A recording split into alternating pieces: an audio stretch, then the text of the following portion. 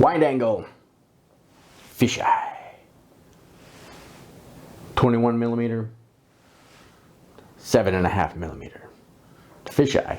Look at the bulge on that thing. Bulge. That's what she said. Well, looks like a fisheye anyway. You know, can't really see much through here, but you know, I'll show you in a second what the difference is between wide angle and fisheye. So that's what we're going to be talking about this week. Looking at various examples of what makes a wide angle, what makes a fisheye. So let's get into it right now. Here I am, Vietnam.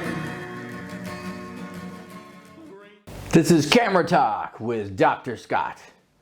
Okay, this week, looking at wide angles. And what exactly is a wide angle? Well, besides something that goes wide, it's kind of obvious, right? But in the camera world, it's anything below 50. 50 millimeters is what they call the standard.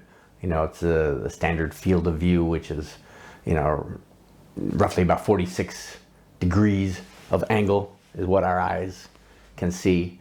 So obviously anything below that would be technically considered a wide angle lens. Now, traditionally they pretty much figured anything 35 millimeter, which is wide angle, and below would fall into that category. Now, as you know, in camera lenses can range between 35 to 50 in there, but they would also be, you know, technically considered a wide angle lens. So, you know, I'm not going to get through every single wide angle lens out there, but, you know, I'll run through a range to give us some ideas of what we may be talking about here, and as well as how to use them. So, you know, a 35 millimeter is roughly, again, 65 to round up degree angle of view. So it's going out beyond, you know, what our eyes can technically focus on. Of course, we can see things out the corners of our eyes and everything, but, you know, we can't really focus on them, but we can definitely see them. So the 35 covers that. So I'll be going through, you know, using a variety of my cameras to be able to adapt the various lenses that I have, for example, to give you some photo samples using each one of these lenses. And of course I'll be, you know, using my favorite little model, Dylan. Aww. Who's going to be 1 year old this week. Time flies when you're having fun, right? But anyway, I'll be using him either as a subject or as background, because if you know anything about wide angles, you've probably heard before that portraiture is not its strong suit. You can use them in portraits or portraiture, but you're at risk of maybe perhaps insulting your subject because of something called distortion. You might elongate or widen, you know, somebody's facial features, and they may not appreciate that. But if you're intentionally doing this as a humorous photo or whatever, it can be quite effective, and we'll get into that too. So the samples I'm going to use, I have other wide angles, but as I said, I'm just going to use a random kind of assortment of the most popular ones that I have anyway. So I'm going to, as I said, what's considered a wide angle in photo world kind of starts around 35. So I'm going to use my 35 Carl Zeiss Distagon. I'm going to go down next to, what is next? 28 Elmerant, it's a Leica lens. Down to 24 millimeter Canon FD mount lens, down to a 21 Elmerant Oh, this is an Almarit? I forget. 21, yeah, it's an Almarit. 21 millimeter, also Leica lens. Actually, is my 28 an Almarit? Yeah, it is also. It's nice to know your lenses, huh? As you can see, I have too many to memorize what they all are. And, so 21, going 35, 35, 28, 24, 21. And then I'm just going to jump all the way down to fisheye to just get to the meat of the matter anyway, to show the extremes. And this is a 7 Artisans fisheye lens. It's a 7.5 millimeter, but it's a EOS M mount. So I'm going to be using my Canon M50 to demonstrate this one. So anyway, the the whole range of this is to kind of give you that in between and what is what type of look anyway. So I'm going to be using my Sony A7R2 to mount most of these two, except for obviously the little 7 Artisans one I have here, as well as I'm also going to show you, because in wide angle world too, there's a lens called a TiltShift lens, which I do not have because they're wickedly expensive.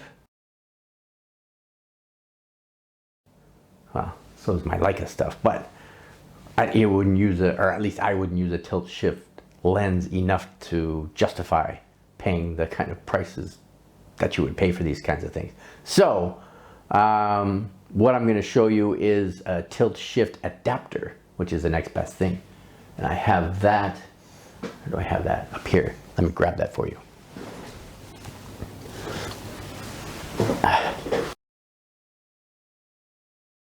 So this is a TiltShift adapter. Now the adapter I have is an M42 mount to an EOS M, because at the time I was using my M50 for more things than I am today. But I didn't want to go out and buy another adapter yet. I may get one for NEX as well, since I use my Sony more often for stills photography. But anyway, since it's an M42, I grabbed out of my collection here another wide angle. This is a 35 millimeter super multi-coated Takamar 35 f2. So it's a screw mount, so it screws into the adapter here. And the way the adapter works is, on the camera, when you can shift. Now, if you probably can't obviously see from the angle you're on here, but this by turning the dial, the lens itself tilts, and what happens when you do that kind of thing, when you're tilting, tilts the plane of focus away from level with your sensor. And what it allows to happen, because you can shift both vertically and horizontally away from your plane of focus, it can allow converging lines to be parallel and allow parallel lines to converge. So that's really the benefit of a tilt shift. And I'll show you, again, I'll show you examples of that. The other effect of tilt shift lenses and adapters is it, when you focus in on your subject and blur out the rest of the area of view, is that it adds an element of almost toy-like resolution. So things far away, when you focus on them with a tilt shift and photograph, tend to make them look like toy models, toy buildings, toy car, toy people, so to speak. So, and again, I'll show you that. So they're kind of cool.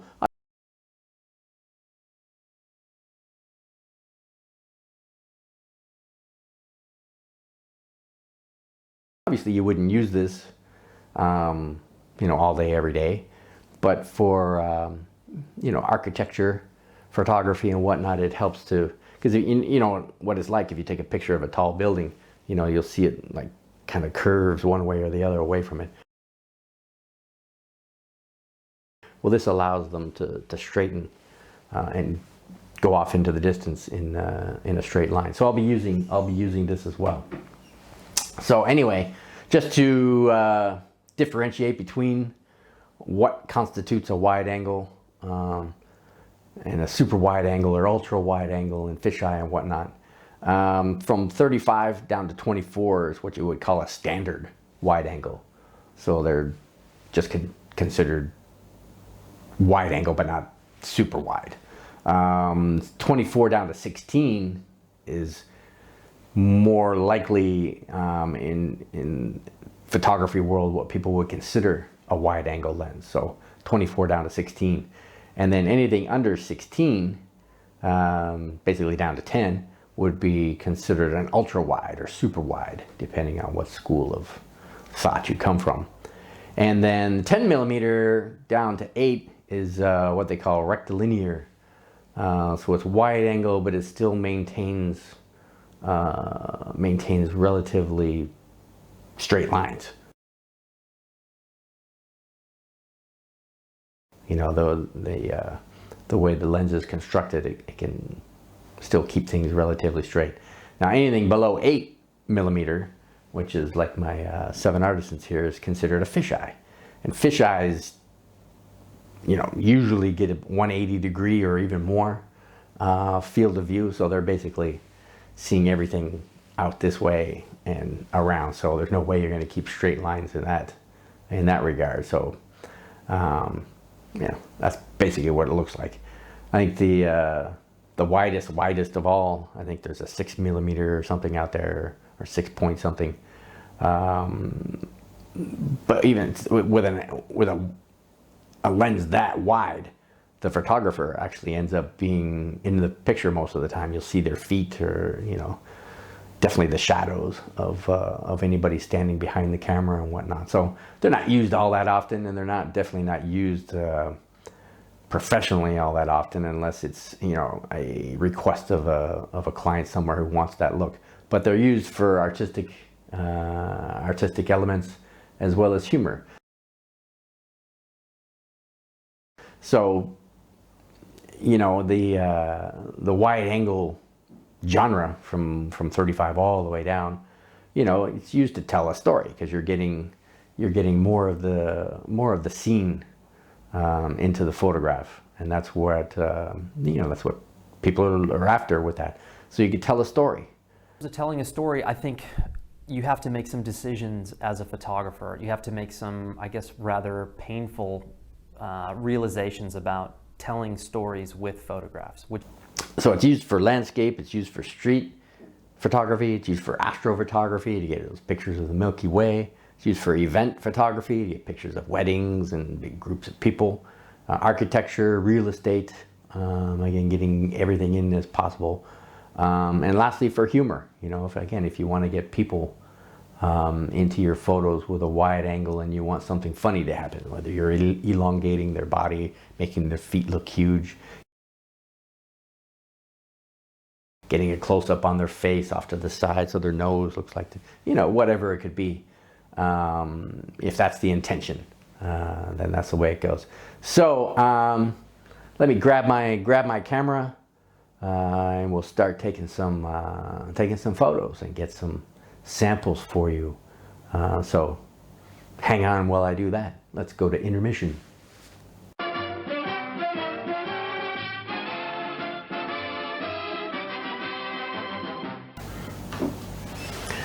Okay, so grabbed my Sony here.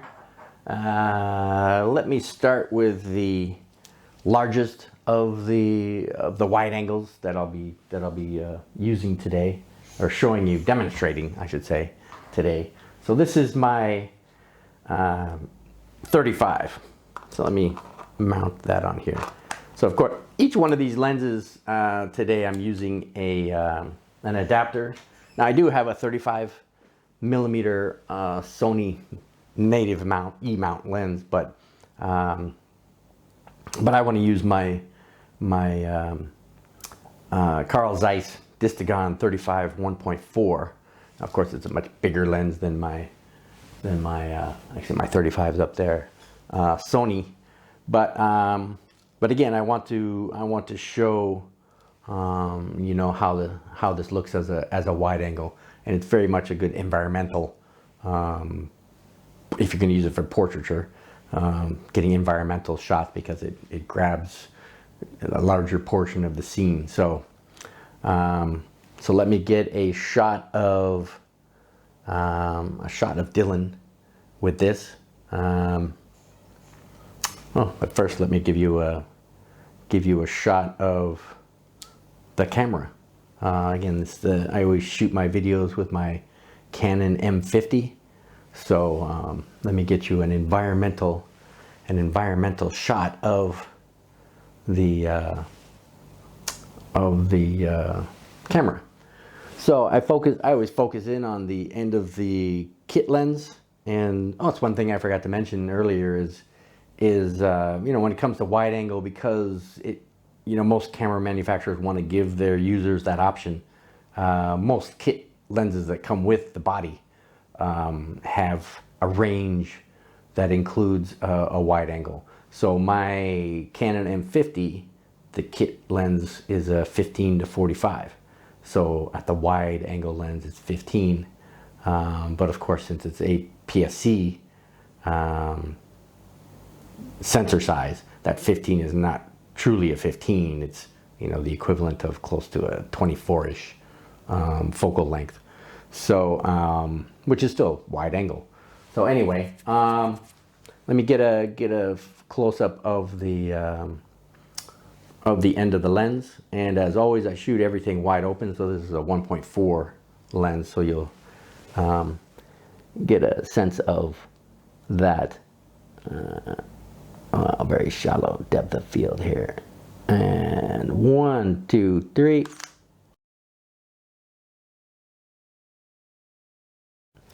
And again, because it is a super lens, I mean, this is one of Carl Zeiss's better 35s. So it is sharp. So anyway, that is the 35. I also have a 35 on my Leica M10, and again, this 35, the Summilux 1.4, is like the equivalent of this, but look at the size of this versus the size of this 35 here. And this 35 is beyond amazing, plus a very big price difference. This is a $1,000 lens. This is a $6,000 lens or more. So anyway, huge night and day difference here. So anyway, that is the 35. So here's some photo samples of Dylan with the 35.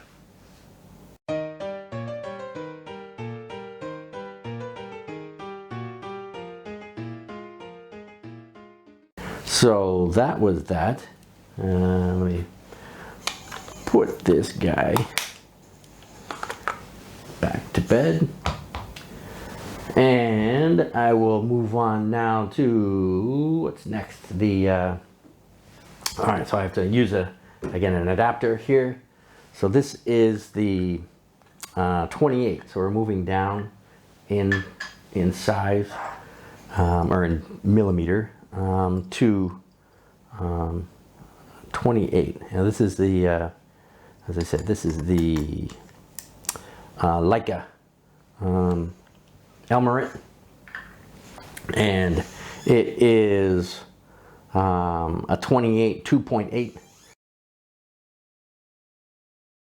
All right, someday we'll get these things right without having to go back over and over again. All right, so this is the 28. Let me give you a shot of, again, the environmental photo. Now this is actually all of these are manual focus lenses. Now, of course, they come in you know, wide angles come in autofocus too, and I do have some Tokina as well as Sigma autofocus lenses, but you know, my better lenses are my manual, so I'm going to use these throughout the demonstration.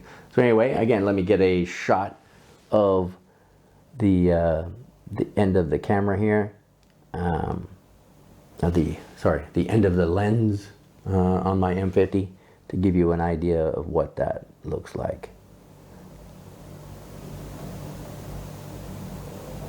All right, so this is 1, 2, 3. This is the 28 Elmerate 2.8. So, you know, again, you'll be able to see the difference between the 35 and then 28. And you'll see the, you know, the field of view slightly widen between each one of these to give a view of that. So here's a picture of Dylan in his 28 feature.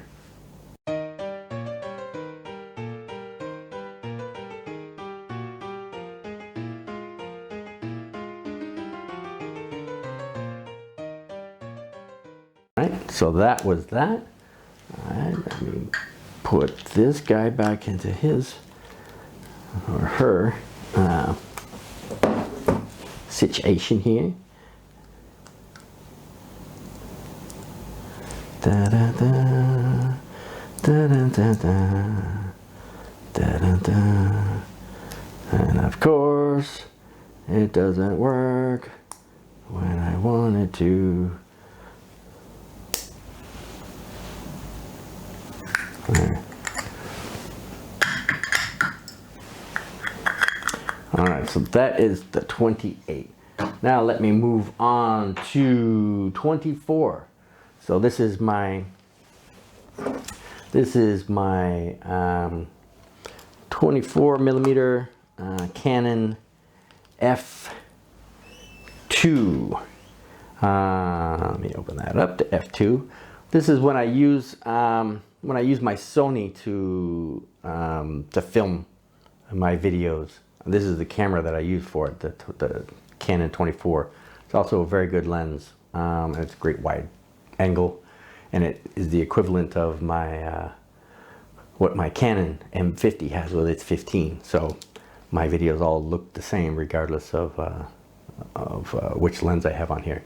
All right, so same thing, wide open at f2, and you're going to see what a 24 millimeter looks like. So same thing, I'm going to focus in on the end of the lens. Get that as sharp as can be. Very narrow field of view on this one. So 1, 2, 3. All right, very good. Or I should say very shallow depth of field. So again, so that's the 24. And here's some shots of Dylan at the 24 millimeter.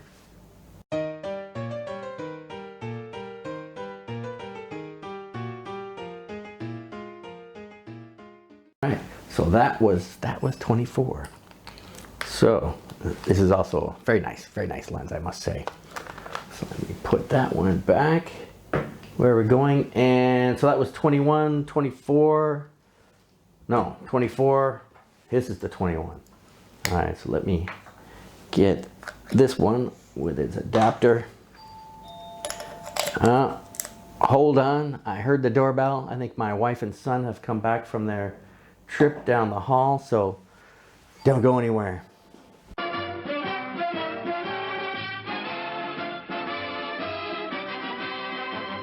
So, after that minor little interruption, now my wife and son are home, so you're probably going to hear some like that. You're going to hear my son Dylan voicing his opinion on things.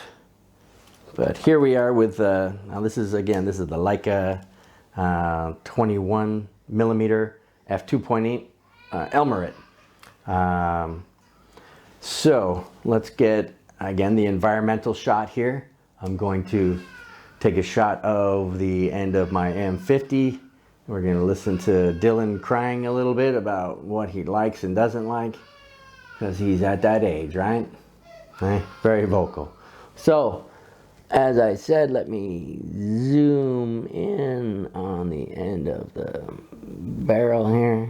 Oops, I think I went past the point of no return, so to speak. Again, dun, dun, dun, dun, dun.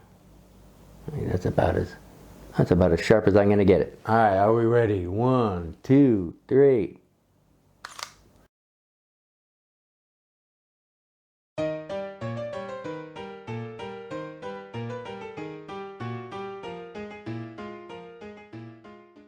Wow, got a lot of stuff in that shot.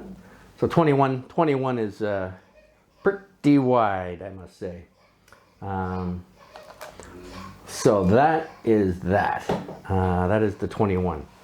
Now, of course, what I have left now after 21 is my 7 millimeter. 7.5 millimeter. But I have to switch cameras as well, because I don't have an EOS M mount to NEX. So I will have to take some photos of that with, actually I'm not going to do a shot of the camera because it's too much bother of a setup. So what I'm going to do is take some shots again of Dylan and the environment with this lens on my Canon M50. So I will add those pictures in right here.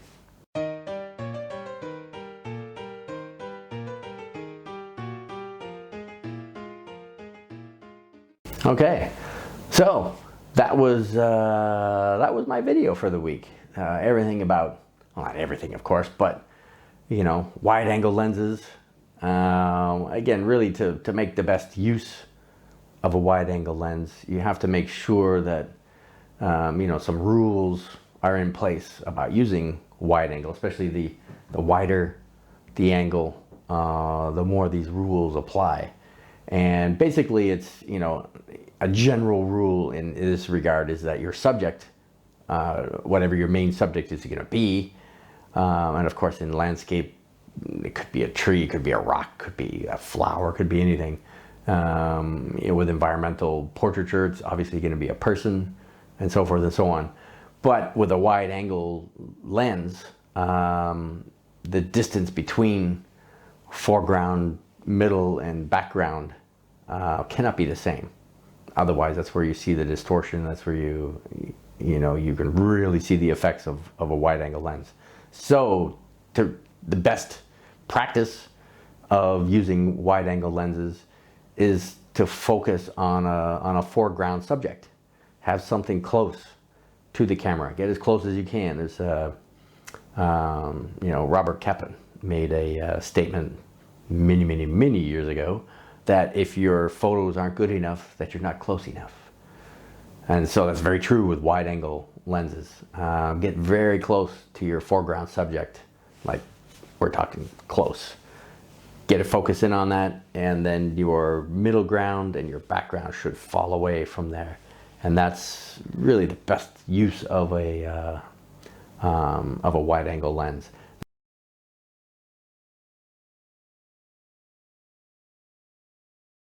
Now, of course, with fisheye lens, you know, again, you could follow the same principles, but you know, if you're capturing again a 180-degree scene or more, you kind of want your subjects maybe perhaps in the middle of your photo to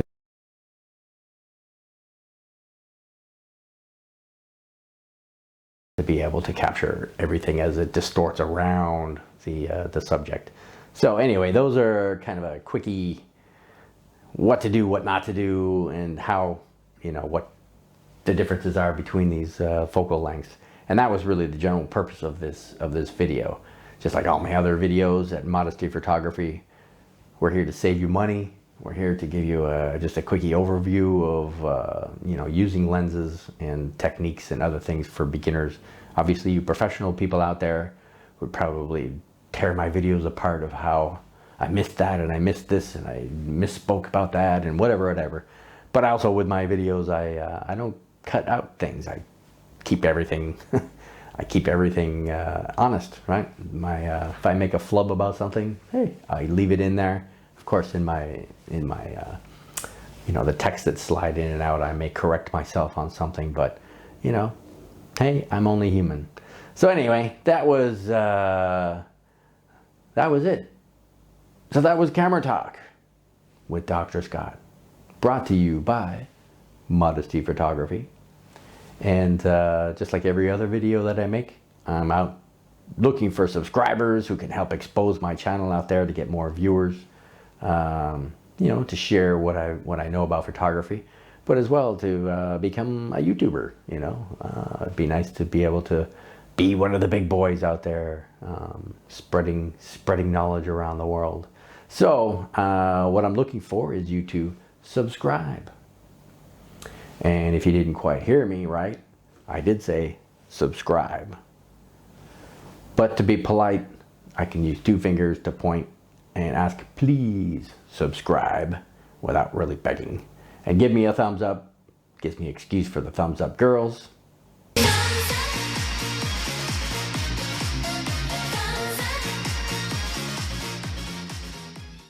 And lastly, my little plug for my photo editing software, which is Luminar. That's who I use.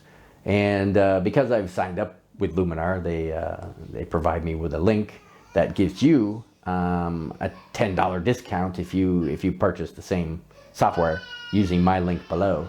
Oh, and as we hear, Dylan has decided to again sing out to be in Daddy's video. But click below. Save $10, so it's economical. It's $67. It's yours for life. $10 off is $57, so even cheaper, and it helps out Dr. Scott here, because as a teacher, we don't make lots of money anyway, so every little bit helps.